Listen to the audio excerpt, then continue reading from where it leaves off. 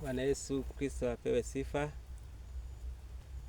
Karibu sana mpendwa mtazamaji wa kipindi chetu cha mkate wa leo na mfuatiliaji wa kipindi hiki. Ni furaha yangu kukuletea neno la Mungu kila wakati unaofaa. Neno hili linapokujia linakujia kwa wakati unaofaa. Kwa hiyo uwe makini unapokutana nalo, kila unapokutana nalo. Maana ni neno la wakati, ni neno la ahadi ya Mungu kwa ajili yetu. Warumi sura ya 9, tumefika Warumi sura ya 9 sasa. Tukianza kusoma wa 22 inasema hivi: ni nini basi ikiwa Mungu kwa kutaka kuonyesha ghadhabu yake na kudhihirisha uweza wake kwa uvumilivu mwingi alichukuliana na vile vyombo vya ghadhabu vilivyofanywa tayari kwa uharibifu, tena ili audhihirishe wingi wa utukufu wake katika vile vyombo vya rehema alivyovitengeneza tangu zamani vipate utukufu. Ndio sisi aliotuita si watu wa Wayahudi tu, ila na watu wa mataifa pia, kama vile alivyosema katika Hosea, nitawaita watu wangu wale wasiokuwa watu wangu, na mpenzi wangu yeye asiyekuwa mpenzi wangu. Tena itakuwa mahali pale walipoambiwa ninyi si watu wangu, hapo wataitwa wana wa Mungu aliye hai. Isaya naye atoa sauti yake juu ya Israeli kusema, hesabu ya wana wa Israeli ijapokuwa ni kama mchanga wa bahari, ni mabaki yao tu watakaookolewa. Kwa maana Bwana atalitekeleza neno lake juu ya nchi, akilimaliza na kulikata. Tena kama Isaya alivyotangulia kusema, kama Bwana wa majeshi asingalituachia uzao, tungalikuwa kama Sodoma, tungalifananishwa na Gomora. Amen. Pendwa mtazamaji wangu, tunakutana na ahadi ya ajabu hapa, nayo ni mabadiliko yatakayotokea. Anasema kule zamani mambo yalikuwa hivi, utakuja wakati mambo yatakuwa hivi.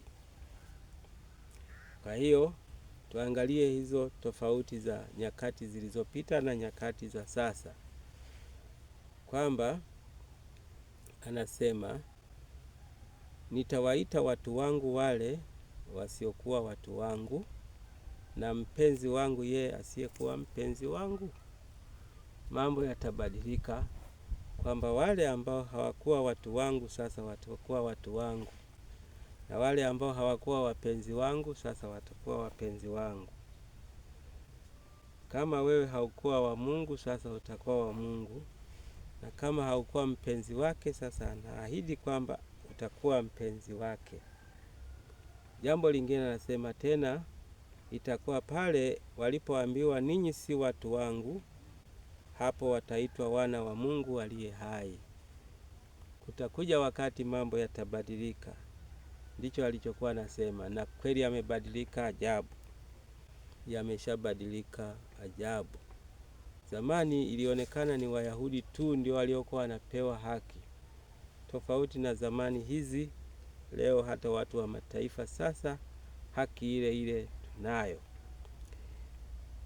Alafu anasema kwa maana Isaya anena,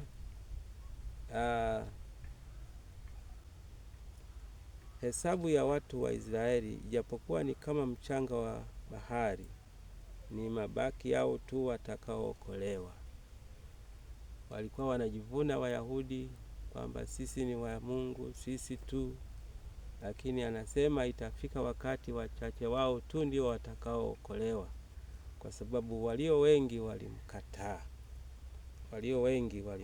Wachache wao tu ndio watakaookolewa. Ndicho anachosema. Jambo lingine anasema tena kama Isaya alivyotangulia kunena, kama Bwana wa majeshi asingalituachia uzao, tungalikuwa kama Sodoma, tungefananishwa na Gomora. Maana yake anasema kama Bwana asingelikuwa pamoja nasi, kama Bwana asingelikuwa pamoja nasi, tungekuwa kama Gomora na Sodoma na Gomora. Lakini mambo yamebadilika, hatui tena kama Sodoma na Gomora, bali tumekuwa kama watu wa nchi ya ahadi. Tumefananishwa na Kanaani mpya, tumekuwa wapya sasa. Jambo gani nataka kusema hapa ni kwamba tokea zamani mambo yalikuwa upande wa Waisraeli tu. Mungu alikuwa wa Waisraeli tu, Yesu alikuwa wa Waisraeli tu. Lakini tokea sasa Mungu ni wa wote, Yesu Kristo ni wa wote. Kwa hivyo yeyote anayemwamini anakuwa wake. Yeyote ambaye anasema hakuwa mpenzi wake sasa anakuwa mpenzi wake. Yeyote ambaye hakuwa mtu wake sasa atakuwa mwana wa Mungu aliye hai.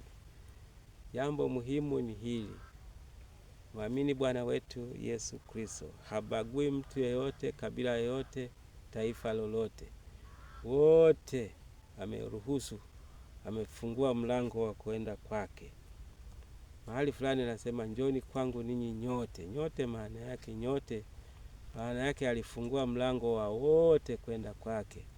Kwa hiyo mimi na wewe ruksa kumfikia Baba yetu wa mbinguni kupitia Yesu Kristo. Je, umeshafika kwake? Umeshakuwa mpenzi wake? Umeshakuwa mwanawe? Kama bado nafasi unayo, naweza kuitumia sasa kuwa mpenzi wake na kuwa mwanawe. Mungu akubariki, amua sasa. Mungu akubariki, nenda kwa Yesu sasa, maana nafasi hiyo unayo. Akubariki Mungu Baba, Mwana na Roho Mtakatifu.